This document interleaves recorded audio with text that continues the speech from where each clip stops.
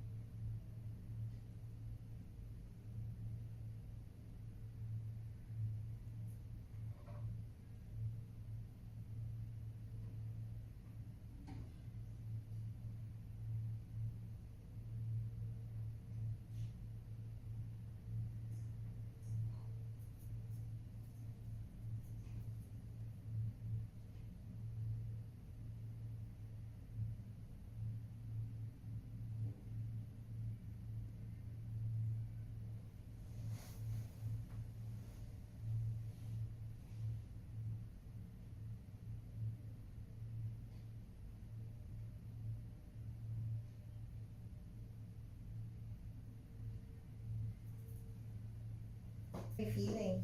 I'm really good. Yeah. I have a therapy session at 4. Yes. 3:30 will give you your. Yeah, thank you.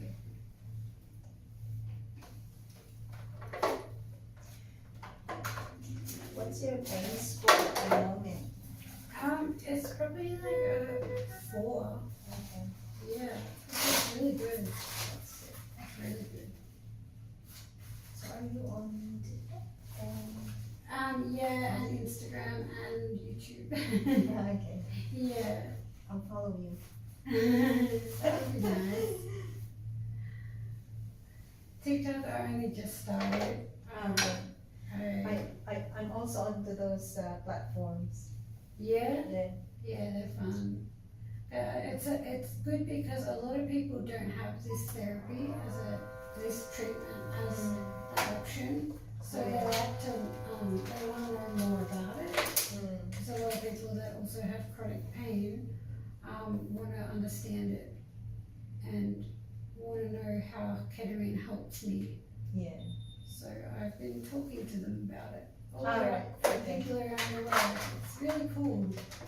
Tell them you're well taken care of. I'm very well taken care of. It's amazing here. Yeah. I'm very lucky. No, it's true. I'm very well taken care of. Your blood, your vital signs are all good. Good.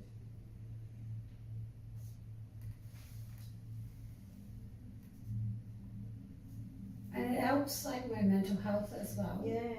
which is awesome.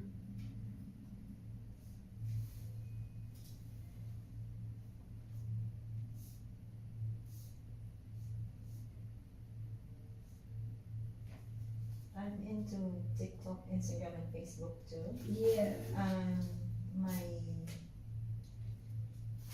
my husband and I do like funny couple. Yeah. Yeah. That's cool. It's doing well in Facebook. Oh, that's We're good. fully monetized now. Oh wow, I don't do Facebook yet. I just do Instagram and I'm just started on TikTok, so I'm getting there. Because you wouldn't know who you will inspire. Right? Yeah.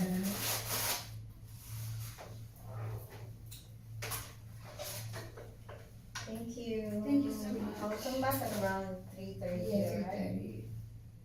And thank you for being so understanding. No worries. Thank you. Thank you. Ring the buzzer if you need anything. I will.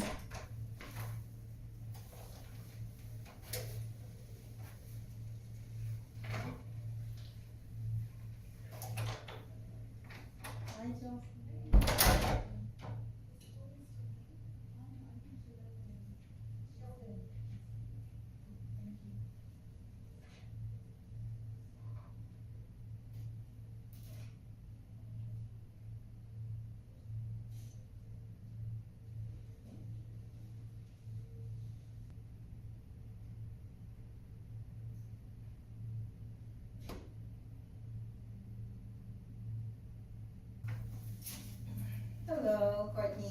I've got your diazepam. Yeah. Is it too early? No, it's That's fine. right. I just need to check your armband. Tell us your full name and date of birth. Okay, I'll wait it too. Beautiful, thank you. Thank you. Alright, thank you.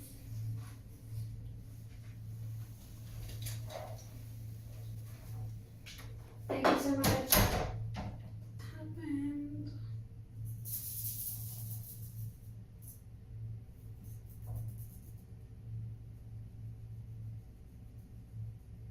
Oh. Oh. Hello. You can't hear me? Yes, I can hear you. Can you hear me? Yes, I can. Now I can. Okay, great. Just getting set up. Hello. I just need to quickly tell you that this is I'm recording this. Okay. This meeting is being recorded Okay. for educational purposes. Okay. What just happened?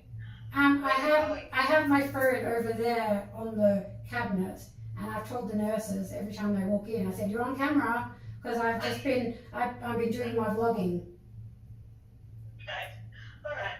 So I can mute you. So if you don't want to be in it, just tell me. I will.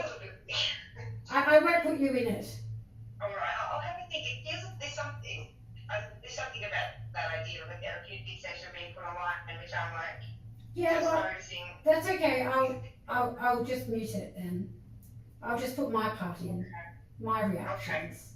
All right. I don't want to get in the way of something that's important to you. No, I just wanted to tell you, just in case. I had to tell you because I didn't want you to not know that you're being filmed, but like, you know, you're on camera, and also I'm on ketamine, so. But this is just how it is. But I can totally not use it. As I said, I'm torn.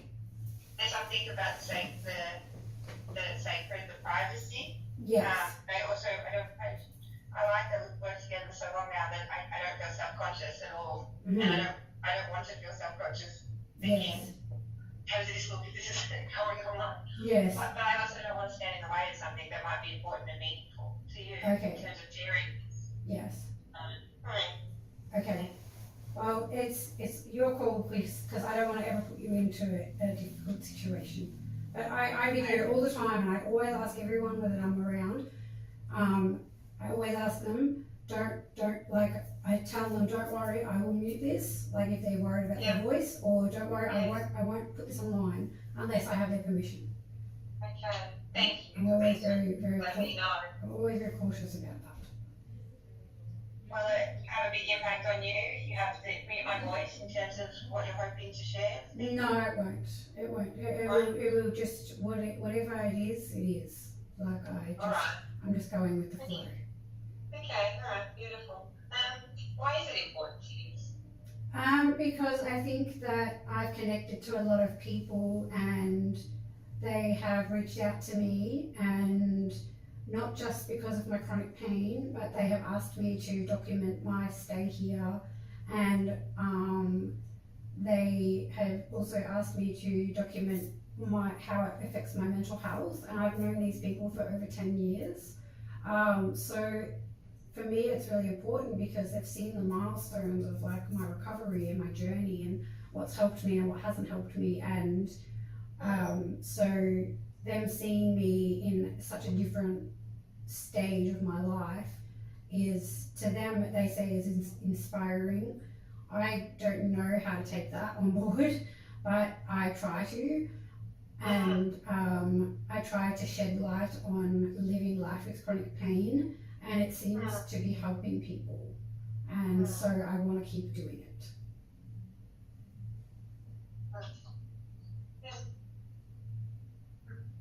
These are people that have supported you. I'm getting the feeling like you want to give something to them as well. Yeah, there are people from all around the world, people that don't have ketamine as an option for treatment, and they like to see that what it's used for and how it helps, and they've watched me when I was really, really unwell, and to where I am now, and they see me as an inspiration because they see how far I've come, and as a beam of hope that you can recover from anorexia, you can recover from borderline personality, you can also live within your life having chronic pain, and a lot of people have told me that, and I need to tap into that. I think that's why it's so important to me, because so many people keep telling me that it's changed their lives.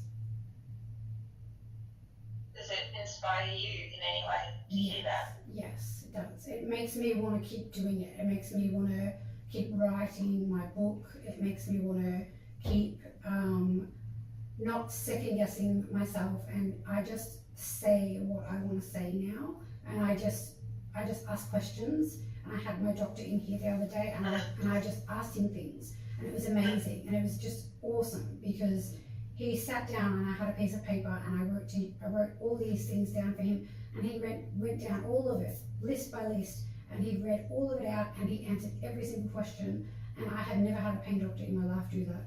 And I've asked pain doctors in my life about how my feet are very flat. My feet basically, the bottoms of my feet turn inwards, and they touch the ground almost. They basically touch the ground. And it's made my whole skeletal system, my legs, my knees, my pelvis all turn inwards, and my pelvis, and where my back pain is, my chronic pain is my back pain. And it could, I've always said, I feel like it stems from where my feet, because my feet, I feel like my feet are, I'm always holding them up, I'm always pushing them upright where they're supposed to be. Your instincts have always been kind of pointing you. Yeah, and this was when I was a child, when I used to tiptoe around, and people used to notice, and my mum noticed and got me orthotics when I was a child. And he said that You spoke up, but he listened.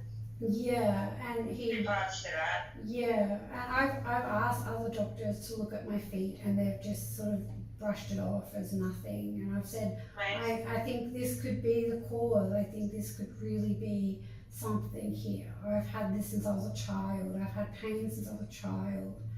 And how good does it feel to finally have someone listening to that? It's incredible. When I talked to him about this, he listened, and he said, I'm going to give you a physiotherapist that can help you with this. And I was so pleased by that. And he just listened, and it was awesome. Just gotten worse and worse, and they're concaved in, and I'm scared they're just gonna crack almost, because they're so bad. You were crying, it was relief to have that validated? Yes. So I've got my book here, and I did a lot of stuff this morning. I did a lot of reading up about fawning, about, you know, how it's like you got fight, and fawning. And I've read up, Yes. I did a lot of writing about that this morning, about fawning. And Yes. I wrote all about Kind that. of submitting or trying to please and placate someone, Yes, eh? people pleasing. Yeah. In order to get acceptance into relationships, you can stay in fawn for most of your life unless you first being aware of it, having to be a people pleaser at a young age, not having emotions validated as a child, being taught to repress my emotions, not understanding how I am feeling, being disconnected to self-identity and self-emotions, not understanding what I was feeling, being coerced and groomed at a young age, fawning to the abuser, pleasing her out of fear, and doing everything she asked me out of fear. My parents favorited me as a child. I felt guilt and confusion. I would say the cup my brother broke, I did it, because I never got in that much trouble. My father, with the three of us in the car, would say, Courtney, and point out at this bird or a tree, and then he would teach me the origin of the tree or the bird, but he would never include my siblings. He would always say, Courtney, Courtney, Courtney. My father wanted to watch documentaries with me, but never my brother and sister. And I always felt immense guilt for this. If my sister and my brother wanted to have fast food, they asked me to ask Dad, because they knew if I asked, he would say yes. And I tried to include them and make them feel that they were at the same level as me. But I don't know what I'm writing here. Have to be responsible for their happiness in a way. Yes, it was very hard growing up when I felt, that's what I wrote. When I was told I have borderline personality disorder, I was told I have feelings of abandonment. This never resonated with me, as I was favorited and I got most attention. I never felt abandoned. In my mind, when I became unwell with anorexia, I wanted to disappear. I wanted to get no attention and not have the spotlight on me anymore. But that backfired on me, because it did only just make the spotlight go back on me, and the family was revolved around helping me and making me well. But all I wanted to do was disappear. I didn't like the special treatment, and when I was sick, I only got more. My parents didn't know what to do to help me, so they bought me gifts to bribe me to eating. I refused and said only if you give it. So they would buy me gifts and I'd refuse and say I will only eat if you give it to them. You had a strong sense of equality from an early age, didn't you? Yes. My siblings got it all became about me. I hurt myself to punish myself for feelings of not deserving all the love, all the attention. A way to try and repair against the feelings of guilt you were carrying. Yes. It's all coming to surface, I guess. What's it like to read that? Are there any emotions that go along with these reflections? I think it's sort of like a release, because it feels good to release it out, because I feel like it's been trapped inside of me for so long, and I've never been able to talk about it. Yeah. And it's really good to let it out. But also it's sad because I do feel guilty for my siblings. That's the legacy of that fawning strategy, right? Yeah.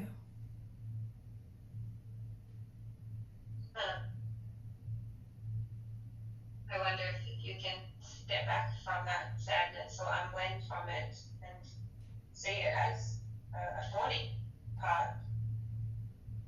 What do you mean? So that's where I get confused. It might even be as simple as a part of me feels sad because I feel guilty. Just creating a little bit of distance. A part of me feels sad. Is that okay that a part of me feels sad? Well, it's the truth, isn't it? Yeah. And so I don't ever want a part of you to feel like we think it's not okay or to feel rejected here. Mm-hmm. If it's there, it's there. Maybe we can just try and explore it gently and with compassion. Yeah. Rather than judging it as okay or not okay. Yes. It served a purpose for you, that fawning strategy, didn't it? I just didn't know then. Yeah.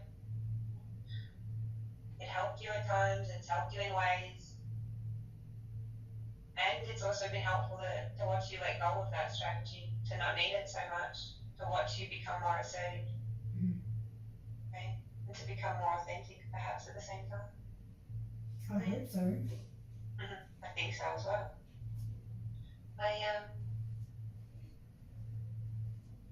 I'm interested in hearing that, but I also know that it might be helpful for me to check in about anything you want us to work on today.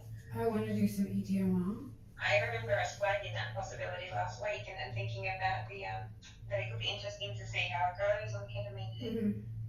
Okay. Have you come with something in mind? I will also remind you of the other thing we flagged at the end of the last session, which was at some stage returning to do some more work involving young parts in a child. And we also talked about talking some more about the issues around how your parents parented you. So I flagged both of those items. But circling back to EMDR for today, and we should get started if we're going to. We should definitely get started. Have you come to any sense of where you might want to go? Yes, because I already had a trigger when I. Right, okay, perfect. Perfect little inroads for us. EMDR there. Yes. The trigger is great when it comes to EMDR. Well, I guess so. It's a trailhead. It tells us where we need to go. Yes. Do you want to share anything about that situation when you were triggered? I wrote a little bit of it. Okay. I said, I feel triggered. I get triggered when I go to the bathroom. Also, people tease me and say, Courtney always needs to go to the toilet. She takes too long. Yes, I do. You know why? Because when I was being sexually abused, my abuser liked to watch me urinate.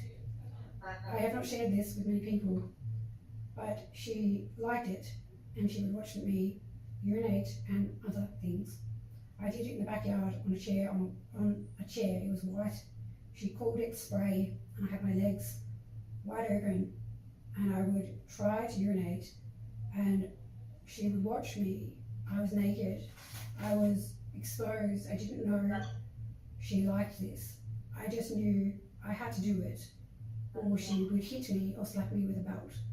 Now, when I go to the bathroom, I struggle to urinate. I hold on. It takes me so long. It's because I did this in front of her, for she pressured me to do it then and now, and I couldn't always do it, so I would push so hard to this day. So I have hemorrhoids. I feel this stems back to my childhood abuse. I was triggered just now as I went to urinate. I had to push to hold onto the metal arms of the hospital. The hospital arms reminded me of when she was sexually abusing me. She would say it tasted like sweet metal or cantaloupe. I've never forgotten that, nor the music she played in the background when she sexually abused me. I know all the songs to this day. Wow.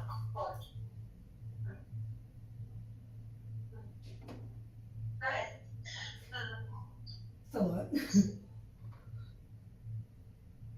You shared that so openly and honestly. I really admire that. The fact of choosing to share this. There's an awful lot of courage with you wanting to put this online as well.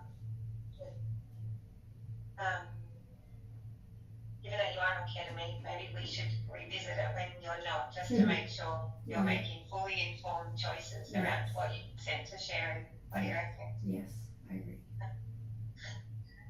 All right, now thinking here, what are the thoughts and the feelings that come up for you in terms of being triggered now around going into the bathroom? Thoughts of feelings of being, If it's easier. feelings of being scared, and thoughts of it's going to happen again, and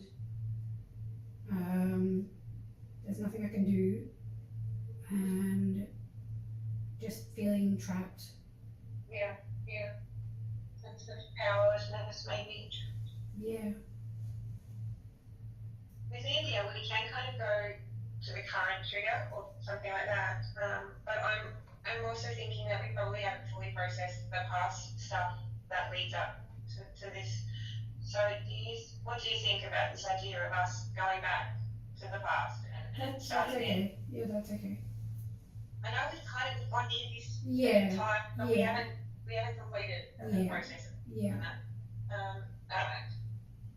So how are we in terms of being set up at your end for us to listen to EMDR? Am I the full screen? Yeah, you're on full screen. Is that a bit glary in the background? Do you want me to pull that line down? No, it's fine. Okay. Let me know if it starts to be. Okay. We haven't done as much fun in a while. Any questions on EMDR or any concerns that you're noticing in this moment? When I watch your fingers, do I constantly think about the moment over and over again? No. Okay. You don't need to try to hang on to it in often the activities of EMDR make that possible. It's more around thinking your job is to start with the memory, but you don't need to hold on to it, okay? We probably don't want it being activated over and over and over again. So what do I think of? Okay? So what do I think of as I keep going with the eye movements? There are no supposed to's. So let go of any agenda, let go of the thought, or that there's a right thought or a wrong thought. Mhm. You start by connecting with the memory and the information of the memory, but then it's just allowing Okay. and trusting the process and just thinking about observing. Like you're on the train and you're looking out the window of the carriage, just allowing, just observing, just noticing. You might notice thoughts or feelings come up, sensations in the body, you might not notice anything, just allowing. Okay.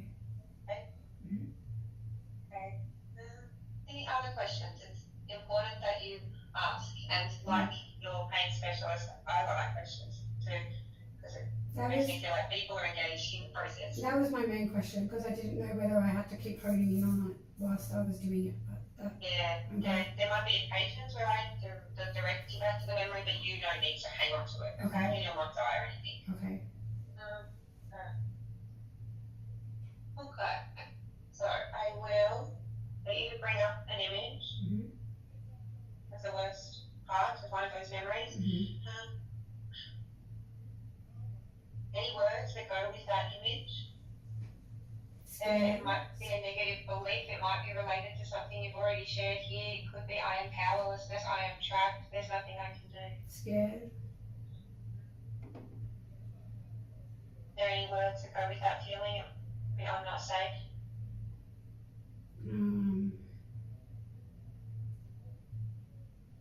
Scared, and I basically I just have to do it. Okay. What about we go with I'm scared and I have to submit to this? Yeah, okay. Okay, so just bringing that image to mind and repeating that negative belief. You can do that silently or out loud. Mhm. I'm scared and I have to submit to this. Mhm. Just noticing the feelings in the body. You are going to try and give a guess, 0 and 10, 0 no distress, 10 the most ever. Where would you put yourself right now? 8. Just a gentle reminder too before we start, if you feel that you're getting closer to a point where it's a bit overwhelming or outside your tolerance levels, if you want to, you can add this at your end, okay? As a second relaxation, that should usually help us get through the darkest part of the tunnel more quickly. Okay. Alright, so just going back to the image, I'm scared and I have to submit to this. Mhm. Noticing anything in the body, and when you're ready,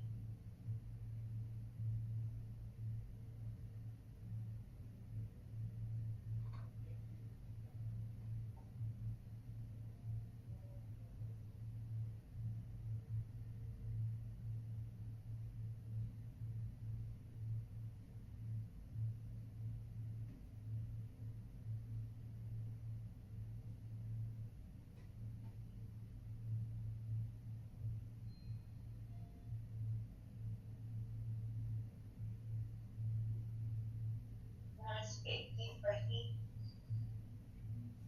nice big deep breath out.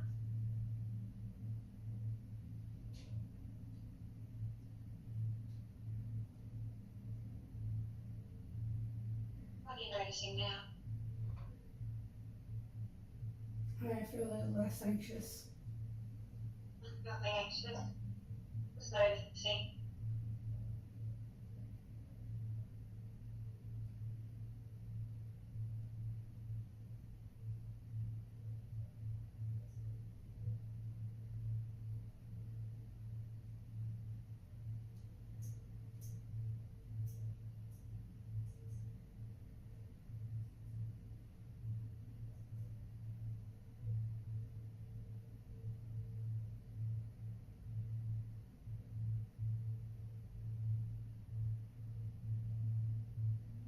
Breath. Good. Nice big breath out, release. Then go. her sadness.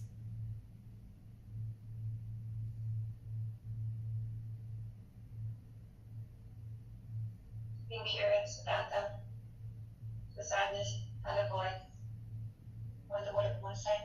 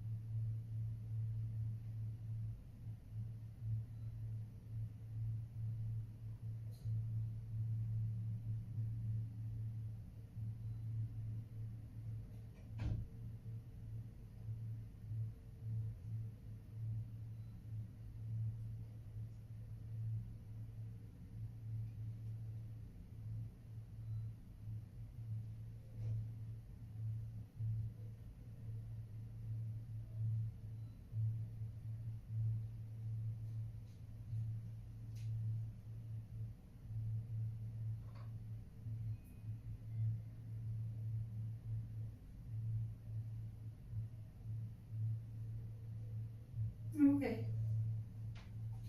I know that. Trying to reassure me, if I said, or you're reassuring you.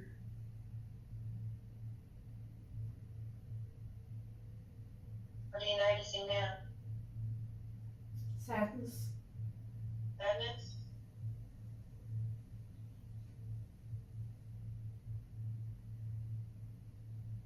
That makes sense, hey? Yeah. But Wonder what yeah. it's weird because I feel sadness for her because she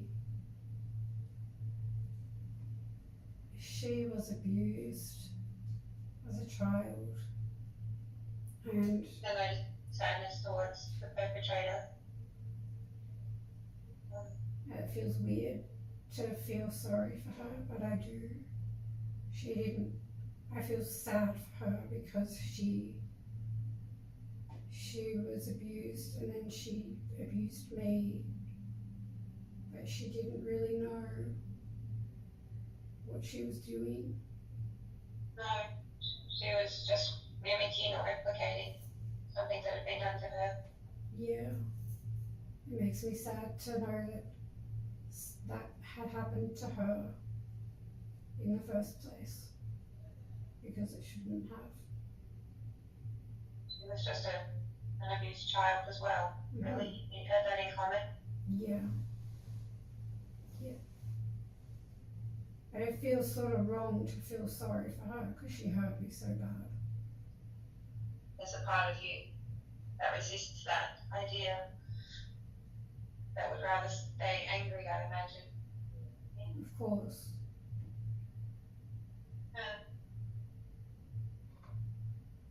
Maybe we'll try something here. Maybe pick a hand to represent that part of you that's noticing some sadness, maybe compassion. I don't know if that feels right to you, but just pick a hand that represents that part, Mm-hmm. and then pick another hand which represents the other part. Feels like a fight part to me. It says, "Nah, we got to protect ourselves." But pick a hand which represents the part that says that's wrong. Feel sorry for her. They both don't feel wrong. Okay. I like that thinking. See if you can just try to observe them both, okay? Okay. During this set, just gently shifting your attention, just noticing one, noticing the other. Just connecting with and acknowledging both parts of yourself. And the speech is right to you.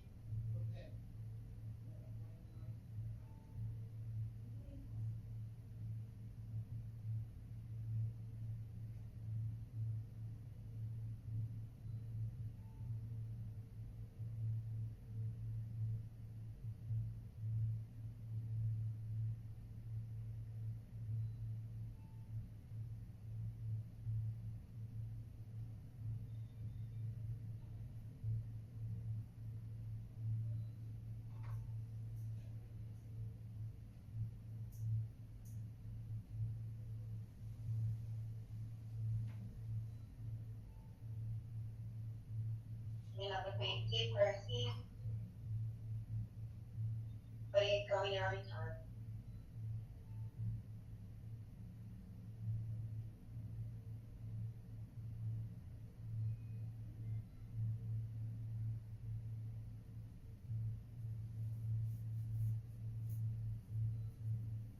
Just to make it feel like it was okay. It's okay to acknowledge them both. Mm-hmm. Let them both be as they are. Yeah. Just knowing that.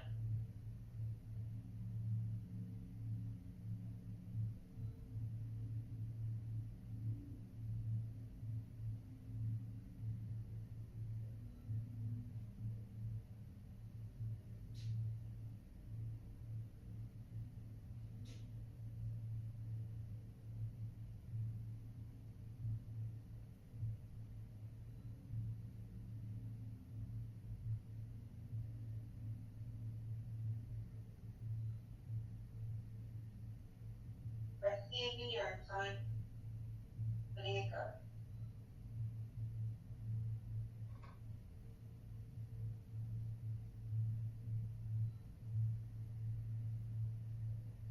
It's like I opened my hands up when I did that last one. I opened them up.